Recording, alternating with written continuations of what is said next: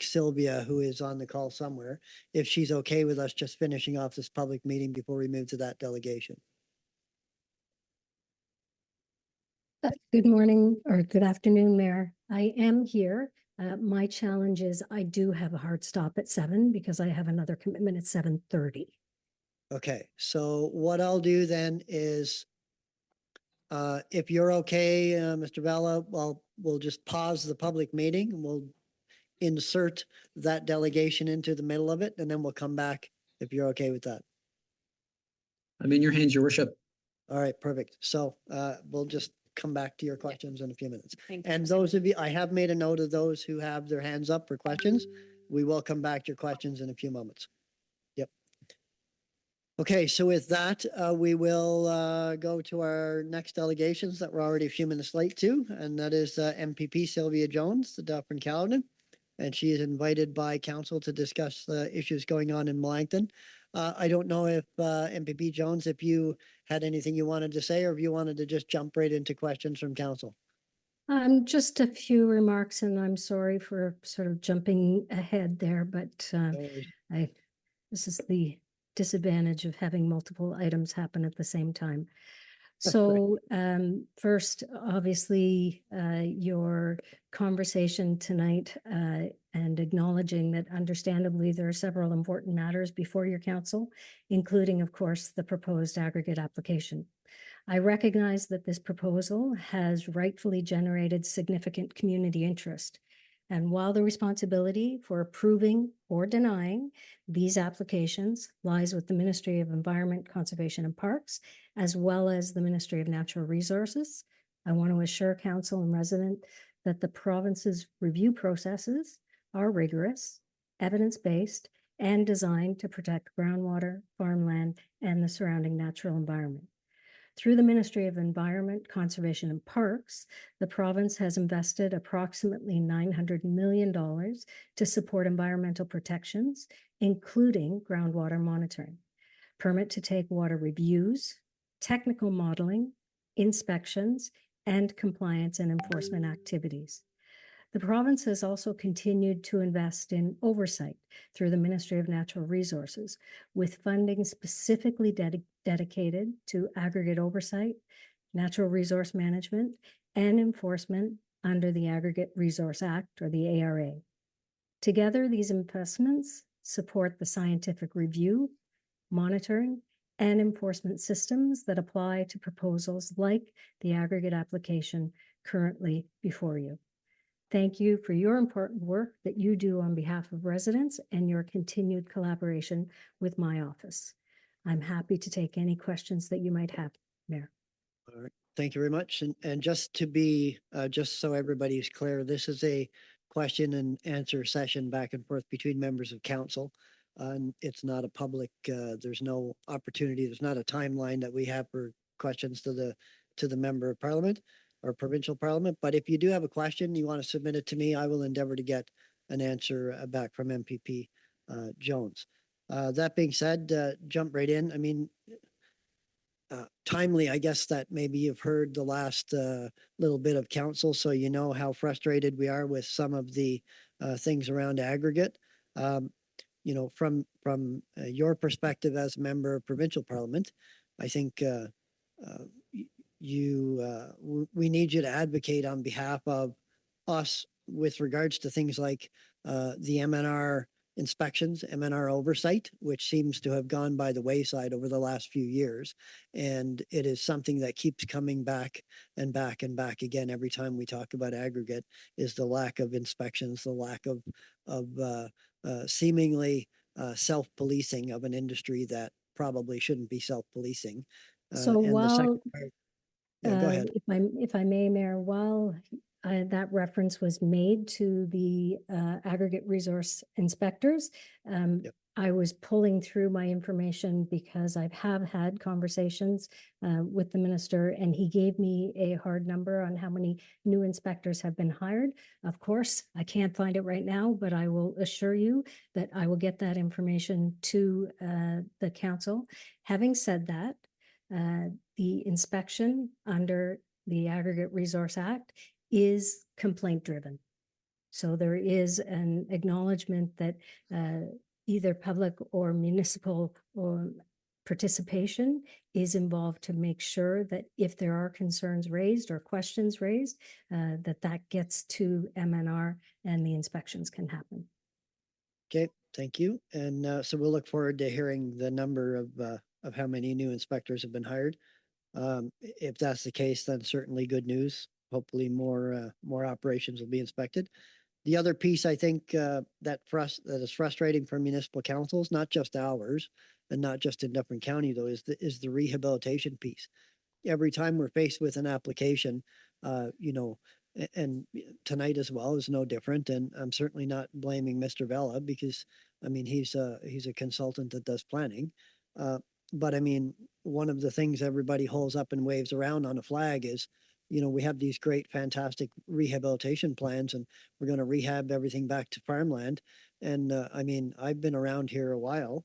I've been living in the municipality for a couple of decades, more than a couple of decades, and I've been on council for a lot of that. I've never seen anything rehabbed around here. Mr. Bell has indicated that there's rehab going on in Diamond Warden's pit. I'm not familiar with it. Strata has indicated over years that they have done rehabilitation of their pits. When you're illegally storing wind turbine parts and other things in there, I'm not sure if that's considered rehabilitation or not, but I mean, that's the frustration we have. It's always this grand promise at the end of a rainbow somewhere that never comes to pass. I'm only familiar with, and I'm fairly familiar with aggregate resources stuff and aggregate resources act things across the province. And I'm only familiar with a handful of sites that have ever been rehabilitated. And when they have been, they're rarely, if ever, rehabilitated to agricultural land. I mean, there's one in Mono that's been rehabilitated to a big pit of where nothing grows. You know, and most rehabilitation is what former Minister of Natural Resources Linda Jeffrey promised us during the megacourt. Well, maybe one day you can have a nice golf course out of it or a lake. So I mean, it's very frustrating on this side of the table when you hear these grand promises that never come to pass. So with the rehabilitation piece, Mayor and Council, it's actually a relatively new, and by relatively new, I mean a few decades, where part of the approval of the license must include the rehabilitation plan. And so the rehabilitation must occur and must be signed off on by the ministry before the license can be returned or surrendered. So, I mean, there is now I say that a relatively new decades with the Aggregate Resource Act, because of course, in our community, there's many aggregate operations that have had 50, 60 years, particularly in Caledon. So that would not be the case in those scenarios. But I'm talking about for the newer applications that have been approved in the last 10 to 15 years, there is, as part of the license approval process, a need for the applicant to show what the rehabilitation will look like. And they literally do not get the ability to surrender or return that license until they can prove that the rehabilitation that was set out in their original license application has happened. Yeah, and I understand that, but there's in every piece of legislation, there's ways around it as well, right? And as long as there is some aggregate left in a pit, for example, aggregate operators can say, well, we're not done there yet. They don't ever have, there's a pit in Melancthon, in fact, where they won't rehabilitate it because they say there's remaining aggregate, which they piled right in the middle of the pit so everybody driving by can see it. But there hasn't been a piece of heavy equipment in there in 15 years. So that's the way around these things. That being said, James has a question. Great. Thank you, Minister, for coming in tonight. So first, I want to recognize that your government is under real pressure right now. U.S. tariffs are hurting the economy, and there's a strong push to greenlight long-delayed projects to keep Ontario competitive. That's understandable. And I suspect there isn't one person in Dufferin County who doesn't want to see your government succeed in building a more dynamic economy. But there's a real risk in swinging the pendulum too far and approving projects without asking whether they actually deliver public value or simply leave long-term damage behind. And based on everything I've seen to date, that's my concern with the proposed Strata quarry. Strata's own modeling shows stream flow reductions of 35 to 50%, with some dry weather scenarios cutting more than half the inflow to the Hornies Mills Lake. And these impacts affect the Pine River headwaters, private wells, and downstream ecosystems, systems that can't be fixed later. What's more troubling is that the modeling may actually be underestimating the scale of the issue. Some of the experts who have looked at Strata's work have noted that the modeling underestimates existing water flows during dry periods by as much as 2 or 3 times. The concern even goes beyond the modeling, though. Ontario still lacks a proactive oversight and enforcement regime to catch or correct problems before or after they occur. As I'm sure you're aware, the Auditor General's 2023 report found that only 35% of aggregate sites were inspected in the previous 5 years. Non-compliance was widespread. Enforcement actions were rarely taken. Extraction limits were exceeded without investigation, and there was no reliable system to ensure rehabilitation. By 2025, more than half of the Auditor General's recommendations had seen little or no progress. And so, taken together, this means that even if a project's impacts are underestimated, as they are with Strata, the province currently has no system in place to monitor, prevent, or mitigate damage proactively. So I don't for the life of me understand how the province can even accept applications when there's no oversight mechanism in place. And so while you've indicated that the province has data-driven methods for reviewing applications, our lawyers were hard-pressed to identify cases that haven't been approved by the province. And so with that in mind, I have 2 questions. The first is, given the approval process ultimately rests with ministers at the end of the day, have you raised residents' concerns directly with the Premier or the Ministers of Environment and Natural Resources directly?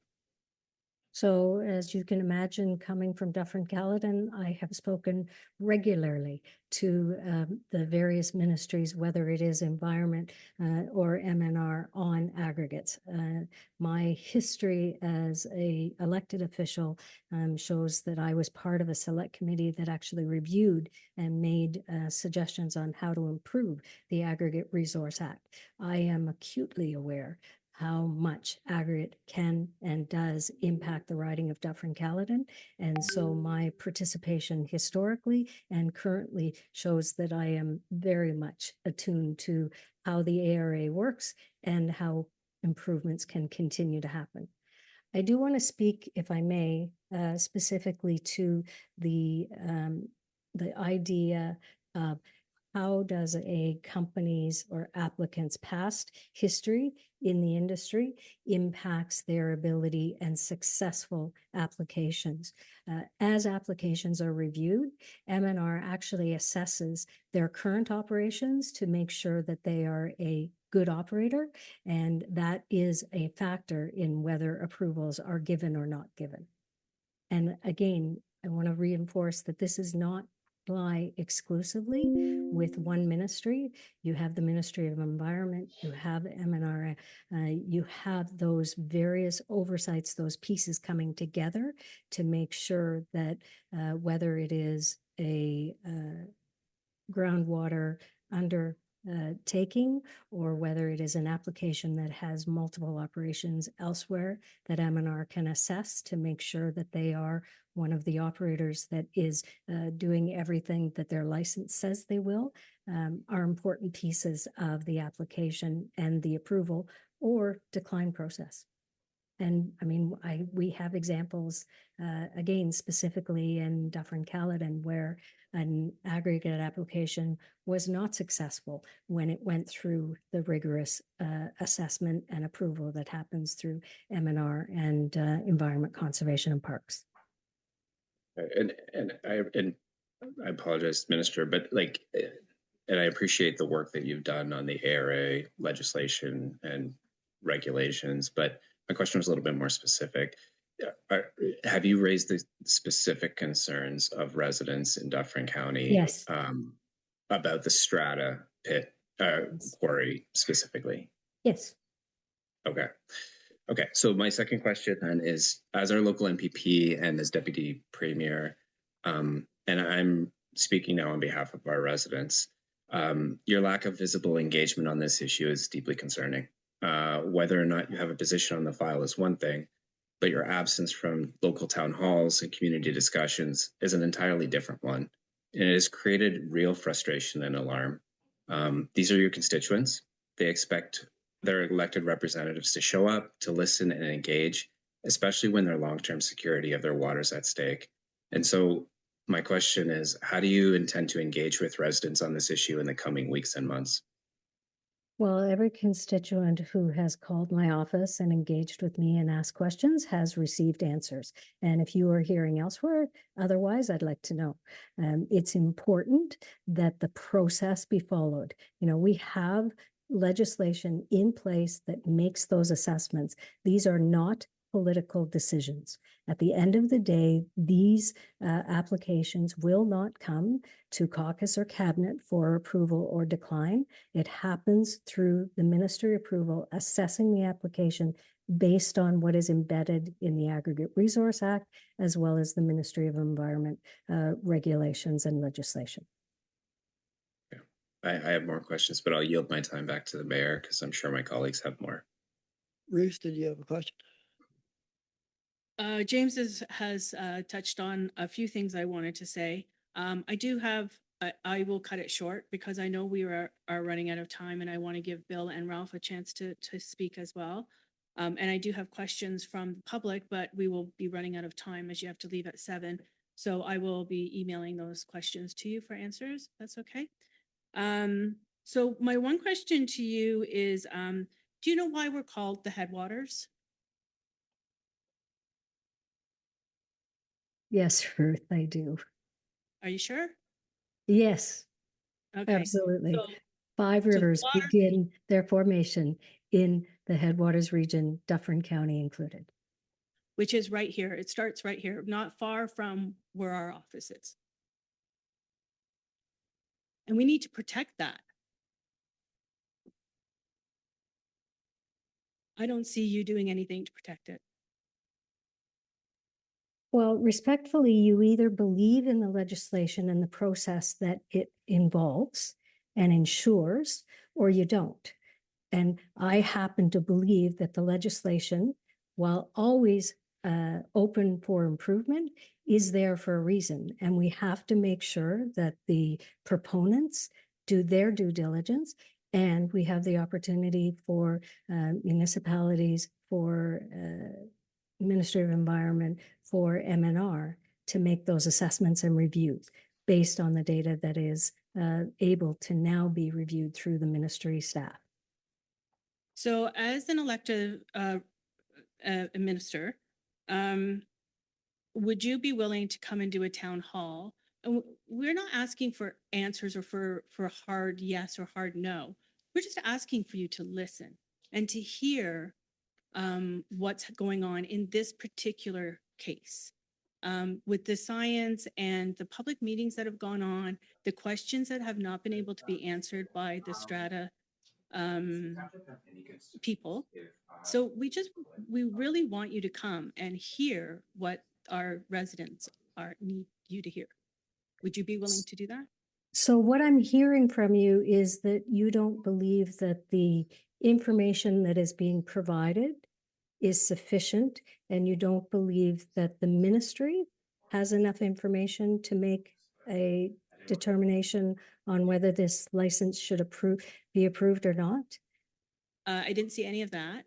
I'm asking you if you are willing to come and listen to our residents about the information that they have received and what they have got from it. We've got all kinds of information from all kinds of different people, and there's all kinds of contradicting information. So that I'm hearing it is great, that we're all hearing it is great, but that you're not hearing it is my problem. So I would like to ask if you would come to a town hall meeting and listen to our residents. Well, again, I will say, everyone who calls my office, who engages with I'll me get a with standard letter emails. in return. We're just getting a I'm standard. sorry? I got a letter from you as well. It's just a standard letter that you're sending to every single person. I'm asking you if you would Well, come it's and consistent because it is the accurate depiction of how the Aggregate Resource Act is reviewed and applications are reviewed. so you're not answering my question. Again, would you be willing to come to a town hall and listen to your residents, to our concerns? I am open, my office is open to always answer any questions that constituents have. They are always welcome to email, call, set up meetings with me. So you won't come to a town meeting, a town hall meeting? No, so will you or won't you come to a town hall meeting? I am telling you the pathway for getting questions answered to having concerns raised is through my office. Not through you. My office is me. Your answer is no. I will once again reiterate. I know. So that is just, it's being ridiculous right at this point. So, I will send you the questions. It's too bad that you won't come and listen to us. The emotion, the family stuff, that what everybody's learned something different. I have learned about stuff I never even thought I would even have a chance to know. So just listening to people, getting people's point of views, understanding their concerns is so important. That's why I'm here. That's why I got elected. That's why I chose to do this job. So the fact that you won't come and listen to people at the town hall is shame on you. And the I'll pass. public consultation and public information is factored in to whether those applications are approved or denied. The public input is very important, but it needs to go through the Aggregate Resource Act and through the ministry. That is the appropriate venue for that feedback and those questions. Bill or Ralph? Bill? Yeah, thank you, Minister Jones, for coming tonight. As you can imagine, there's a lot of people here in the gallery tonight. Residents, I see there's names from some community advocacy groups as well. James has pretty much touched on whatever I wanted to say, and the one thing I was going to ask of you, and I think you've pretty much done it, is to ask for you to share your thoughts on the process. And I think your opening comments did that. So I don't really have anything more to add. Thank you. Ralph, did you have anything? Thank you very much for coming. I'll keep this quick. In previous meetings and sessions, I think the frustration in our community is more so that we can approve a zoning and then we kind of sit and wait for the ministry. And for people of the community, they get a little worried that things aren't going to go their way. And if something happens, so I'm just going to put that out to you because that's what we're dealing with on an everyday basis. On another point, when it comes to the rehabilitation part of them, I think part of those rules could be changed because it's really not possible to rehabilitate a quarry back into farmland that will do any good at all. So sometime in that legislation that should come out, because if someone can prove to me that you can grow potatoes on that land after, I'd like to see it, because I don't think it's possible. And I don't think that part is very realistic. Okay, So thanks, you Ralph. raise a really good point about the rehabilitation piece. I honestly, and I would have to do some research on it, which I'm happy to do. I am not aware of rehabilitation plans that suggest the aggregate operation would transfer back to agricultural, but I want to do my due diligence before I confirm that. Aggregate applications, I don't need to tell you and your council, Mayor White, are very complicated. Of course, it starts with a zoning application through the municipality, but then very quickly transfers to assessments and reviews, requests for the data and reports that are necessary for all of the ministries to make their applications.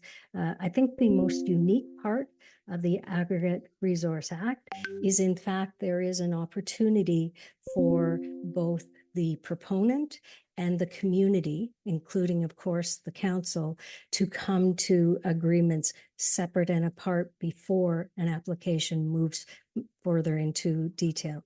You know, the uniqueness of, for example, having municipalities approve haul routes is a very unique way to assess applications. It's not a yes or no.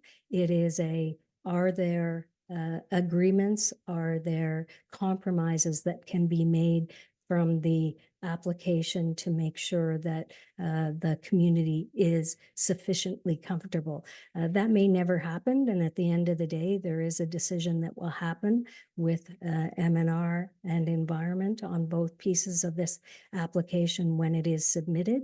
But I think it's really important that all along the way, there are opportunities for feedback, modifications of the application, and ultimately factoring in what the community is requesting. Thanks. Thanks very much, Minister Jones. Just before we end off, I just want to key in on a couple of things you mentioned. The one being rehabilitation as it is in line with agriculture.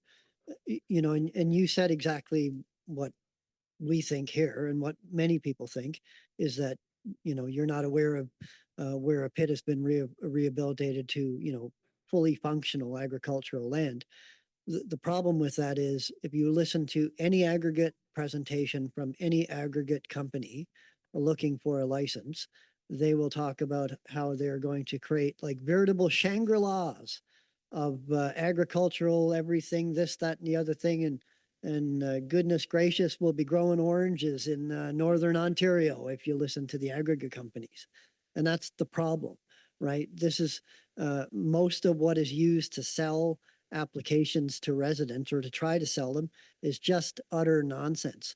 And the legislation doesn't permit them from doing that. It just doesn't. And that, you know, and I know you asked Councillor Plowright a couple of times, you know, or stated you have to believe in the legislation. Well, I don't. I don't believe in the legislation. I don't. I've been here long enough to tell you I don't. I didn't believe in it in the old legislation. I didn't believe in it when it was rewritten. And there's reasons for that.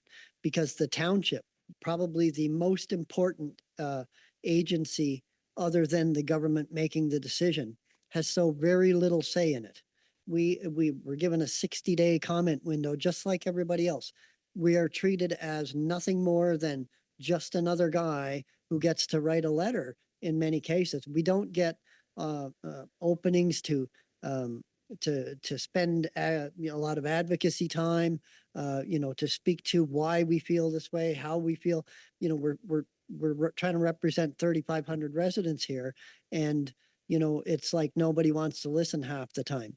That's the problem with the legislation.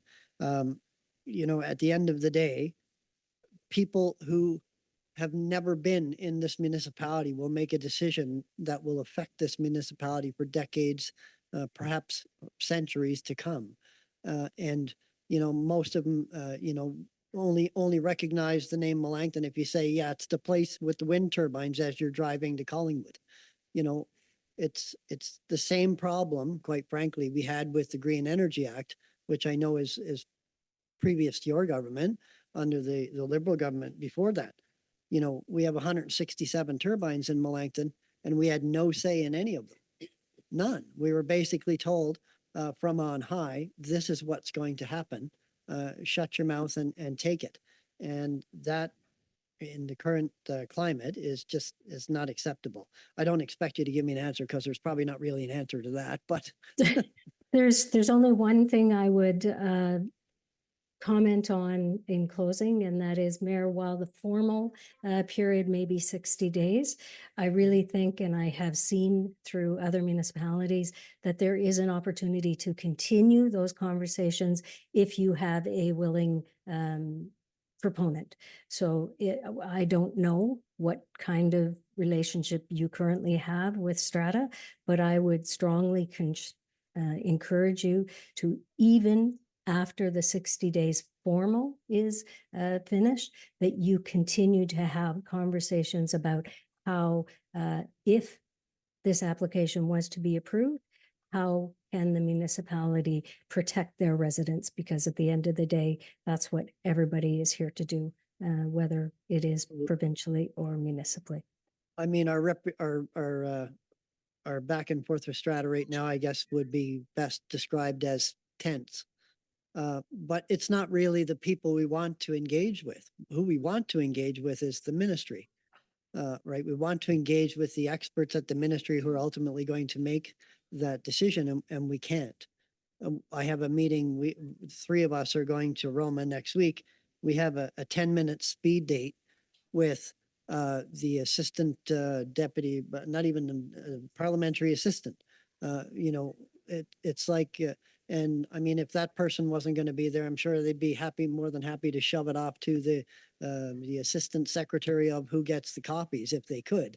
But you know, that's well, I would use your time at Roma in that meeting to make sure that you have a follow-up name to continue the conversation. And as always, I am happy to facilitate those. Absolutely. Well, I hope we can do that and move forward and you know, make that process work a little bit better for the municipality and its residents than it has in the past. So I guess with that, thanks for joining us tonight. I know you have a hard stop and we're already past 2 minutes past that.